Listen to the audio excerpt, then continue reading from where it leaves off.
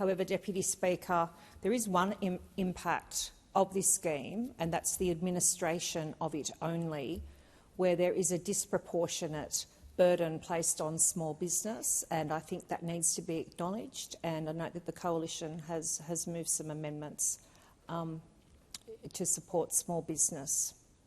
Agree to, and I call the honourable member for Hughes. Thank you, Deputy Speaker. I was in the chamber to hear the member for Perth speech, and I would just remind him that on various occasions the ABC has applied an equal blowtorch to those on the other side of this chamber, and other than that I will leave that commentary to the ABC, Deputy Speaker. But I rise to speak on the Paid Parental Leave Amendment, More Support for Working Families Bill of 2023. And Deputy Speaker, I am always very happy to rise to support and speak about measures that will improve the lives of Australian women, Australian mums and Australian families overall. Therefore, I do support this bill, which builds on the existing paid parental leave scheme that has been implemented since 2011, and it will expand paid parental leave by an additional 6 weeks of government paid leave, overall increasing the scheme to 6 months by 2026.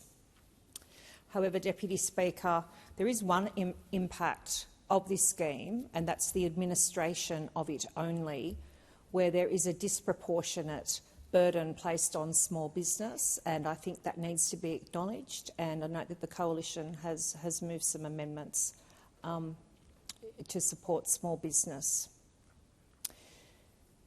That's change, Deputy Speaker, applies only to administrative support. Overall, the fundamental principles behind this legislation are, of course, supported by the Coalition. And as a preliminary point, the benefits of a government-paid parental leave scheme are well known. As I said, the scheme's been in place since 2011, and numerous studies have shown that paid parental leave provides invaluable assistance to Australians, Australian parents, Australian workers, Australian employers and the Australian economy overall. Without doubt, paid parental leave is one of the most important economic measures that governments can adopt to support women, Australian women. And Deputy Speaker, when Australian women do well, their families do well, the economy does well and our country does well. The Coalition, therefore, remains committed to supporting Australian women's participation in the workplace. At its highest level, the clear benefit of paid parental leave is to increase female workforce participation. However, the benefits for mothers cannot be overstated. This includes assisting with bonding with a newborn baby, breastfeeding and recovery from childbirth. Studies have also shown it can assist with lowering postnatal depression rates and improving new mums' mental health. Paid parental leave can also lower infant mortality. Paid parental leave ensures that women are not disadvantaged in their employment through their intrinsic role in childbearing. It supports economic security for women throughout their lives. It supports the health and welfare of mothers as well as their newborn children.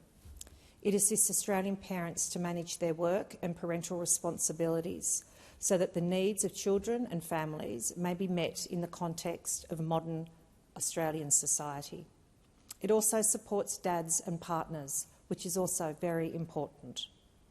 So, Deputy Speaker, this amended scheme will go some way to ensuring that working women do not unwillingly delay or avoid having children because of the financial ramifications that will occur and because of difficulties that they may experience if they take a career break.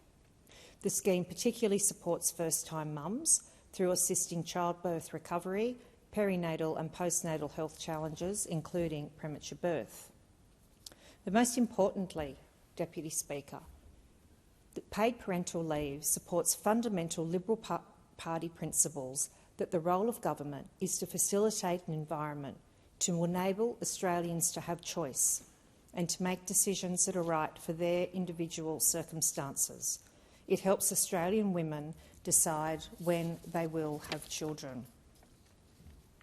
However, and the drawback to this scheme at present is administrative in nature only.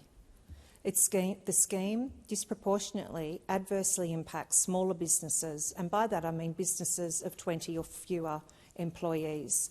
It imposes an additional red tape burden on small businesses by making them the pay clerk for the government's paid parental leave scheme. Small businesses, those with under 20 employees, do not have a human resource department, and they are drowning in red tape, ill-equipped to administer these payments. At present, there is a situation where Services Australia administer these payments in circumstances. Therefore, it is proposed, the Coalition proposes amendments that enables small businesses to allow Service Australia to pay those instalments direct to the employee. It will still be possible for small business to have an opt-in provision where they can instead pay those payments themselves. These amendments have been proposed following consultation with various stakeholder employer groups, including the Motor Trade Association of Australia, the Australian Chamber of Commerce and Industry, and the National Electrical and Communications Association. Small businesses reported to these organisations that when administering the payment, they had an increased administrative burden and an increase to their payroll processing time. The Australian Small Business and Family Enterprise Ombudsman, as part of the consultation process, stated for many small and family businesses, the costs associated with administering the scheme are magnified as they do not have the existing organisational capacity or internal expertise to implement complex processes.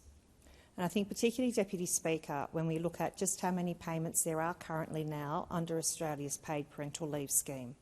In 2022-23, there were over 170,000 parental leave pay claims and more than 88,000 dad and partner pay claims. In 2021-22, of the more than 31,000 employers that provided paid parental leave to their employees, 38% were small businesses. That means around about 15,000 were small businesses in 1 year administering this scheme. At present, the paid parental leave scheme includes a mandatory employer role, which requires employers to pay government-funded paid leave payments to eligible long-term employees. However, employers are only required to provide parental leave pay taken by their employers in a continuous block of at least 40 consecutive weekdays at the beginning of their entitlement. Service Australia provides any parental leave pay dates taken outside of that block. Therefore, Services Australia, one of our largest government departments, already has the processes, the staff and the resources in place to administer this scheme.